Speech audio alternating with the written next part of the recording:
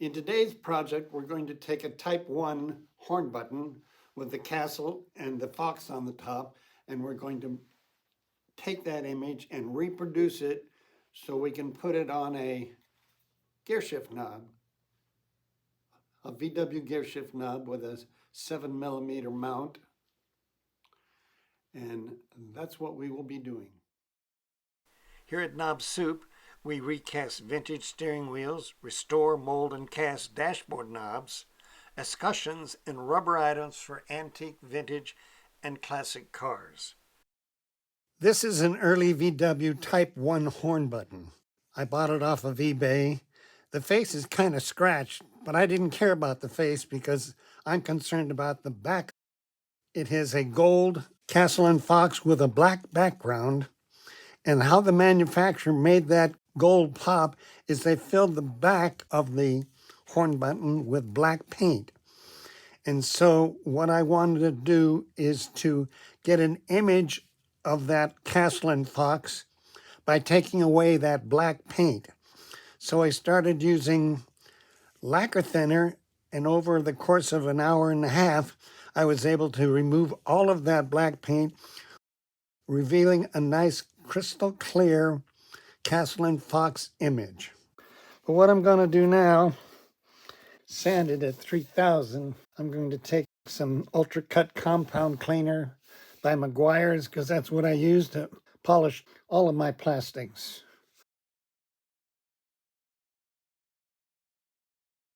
Okay, this is after I polished it, and as you can see, it's really nice and clean, and I think it's going to give me a really nice representation of that castle and the fox.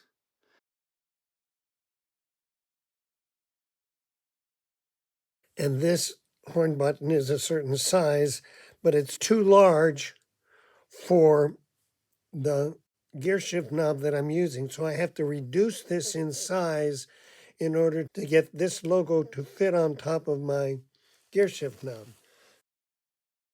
So how you do that is you take platinum-based silicone, equal amounts, A and B, and then you add to it the same amount of A and B. You add in a silicone solvent. And what that does is after it starts curing, the solvent evaporates and shrinks the mold. And now I'm going to mix A into B. Now I'm going to put it into a third cup, a little larger cup, because I'm going to have to vacuum it and the silicone will rise. I'm going to put in the silicone solvent. It's much thinner than just A and B together because we now add the solvent into it, which again will evaporate, making the mold smaller. So what we're doing now is taking the silicone out of the pressure chamber, and now this will sit for about over a week to let the solvent evaporate and shrink this silicone mold.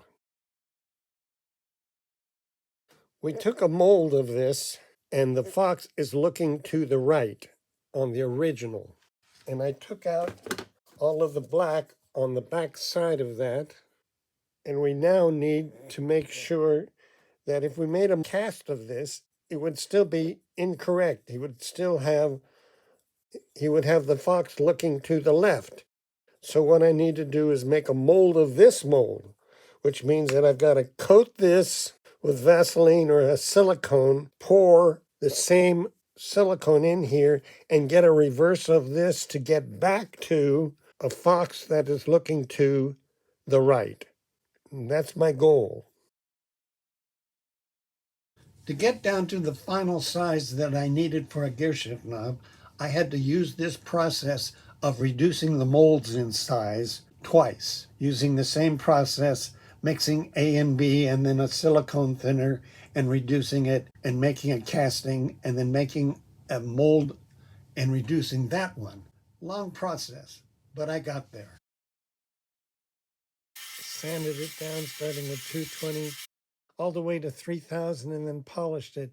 So this face now is super nice and flat. So it'll accentuate the castle and the fox more. We've taken all the black out and we reduced it down and kept reducing it down to, I finally got it down to much smaller. As you can see, it's quite a bit smaller. And it's small enough to go on a Gearshift knob. This is the Gearshift knob that I've chosen to put it on. I was originally going to put it on a original VW knob. Here's the original. But I elected to put it on something that has a longer stem on it. So this is the knob that it's going to go on. And I'm going to take it over to my sander and sand this flat so I can glue this on and then build up the sides. I just took off about 1/8 of an inch off the top, and now I think it's going to be about the right size. And now I'm going to glue on with some epoxy 5-minute and put the Castle and Fox on top of that.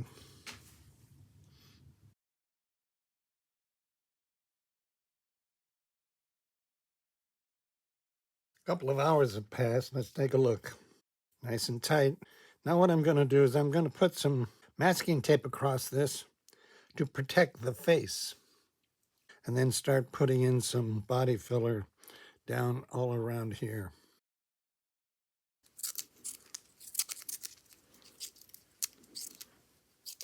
Now we're going to put some spot putty.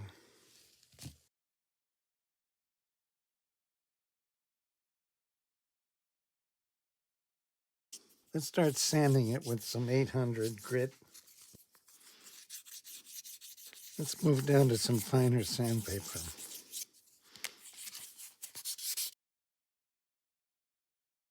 I took some primer filler and dusted this knob, being careful that I didn't cover the top because I want that detail intact. So now I'm going to take some real super fine 1500 to 2000 and do the edge and around the rim here.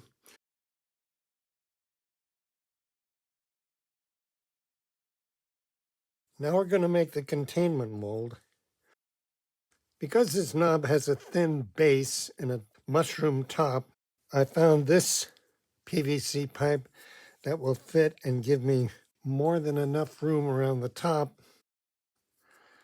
If I glue these two pieces together, I'll have a step-down mold. I've glued this spacer on the bottom of the knob to catch any air bubbles as they rise to the surface. Now I'm going to glue it using wood glue to my plug. Okay, we'll just let that dry. Now we're going to mix up some Rebound 25, fill it to the top, and let it cure. I have part A and part B, 50 grams of each, and now we're going to mix them together back and forth and into a third cup, and then into my vacuum chamber. Place it in the vacuum chamber, making sure that you have enough space at the top of your cup for the expansion of the silicone. And now we're ready to pour.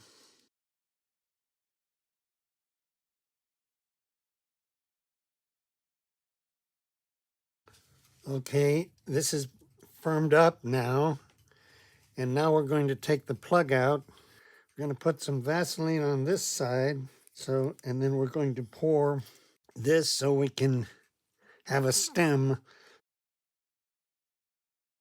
Now for the top side, we're going to do the same thing that we did on the bottom side. We're going to mix the Rebound 25 A and B together, and then thoroughly, and then we're going to put it in the vacuum chamber, get out all the air, and put it into the top here. The only difference is on this one, I'm using a dispenser that I got from the pharmacy. It's a child's syringe that you give them cough syrup.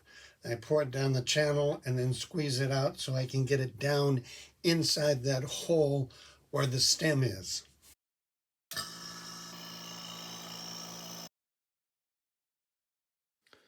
Another 5 hours have passed and the top is nicely cured, so let's break it apart. Take out the original. We're able to get the original out. I had to use a little bit of alcohol. Now we're going to take and do our first pour.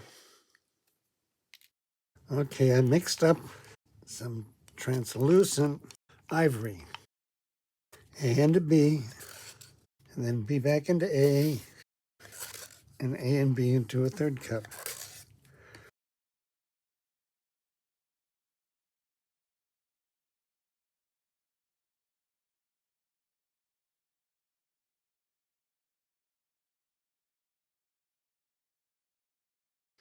Enough time has passed to cure this resin, and let's see how it came out.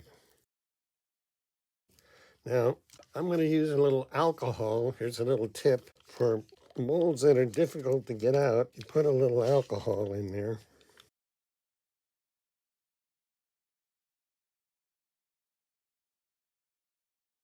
Looks pretty nice. Now I'll just go hit it on my buffer. The definition is really nice on that fox and castle. This is what it looks like after polishing. As you can see in the highlights, that field is nice and super flat. I'm just going to chase out that hole.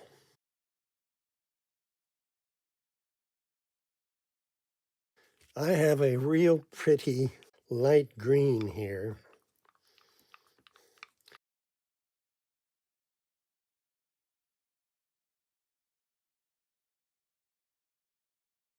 Okay, we put that 7mm bolt. Now I put a weight on top of it, and it's going to go inside my pressure chamber for a couple hours.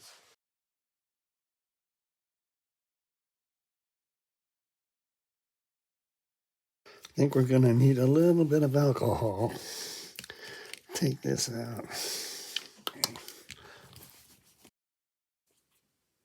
That looks pretty nice in this green. I'll just polish it up.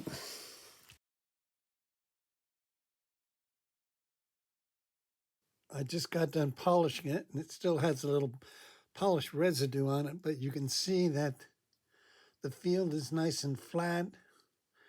The logo is highly detailed. It made a nice impression. There's a nice lot of detail on that castle and fox. The outside, the field is nice and flat. And the backside has that embedded 7mm nut. So that'll give it a nice anchor there. I'm real pleased. It has a little bit of residue of that polish, but that'll wash right out.